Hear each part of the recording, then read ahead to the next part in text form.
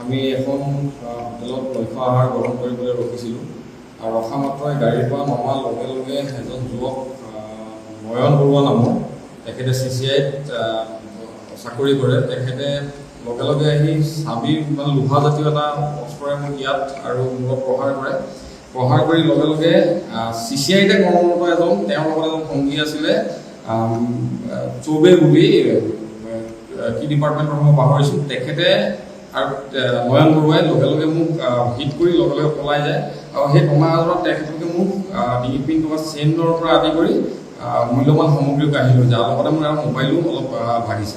সেই বিষয়ত আমি একোৱে অৱগত নহয়, কাৰণ গাড়ীৰ পৰা আমি নামিছিলোঁ, নমাৰ লগে লগে আমাক প্ৰহাৰ কৰে আৰু অৱশ্যে তেখেত অত্যন্ত সুৰাহত অৱস্থাত আছিল। তেখেত আৰু চৌবে বুলি এজন আছিল। এই ক্ষেত্ৰত নিশা আৰক্ষী কিবা ব্যৱস্থা গ্ৰহণ কৰিছে?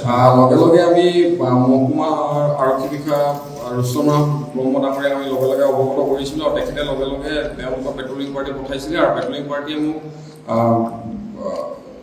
আমাৰ চিকিৎসালয়লৈ লৈ যায় আৰু চিকিৎসালয়ত লৈ গৈ ইয়াত যিখিনি প্ৰাথমিক চিকিৎসা আছে প্ৰাথমিক চিকিৎসাখিনি কৰে আৰু তেওঁলোকে ৰাতিয়ে মই যিহেতু এজাহাৰ দিবলৈ লৈছিলোঁ তেওঁলোকে ক'লে যে ৰাতিপুৱা দিলে হ'ব, গতিকে আমি কেছটো ৰেজিষ্টাৰ কৰিম।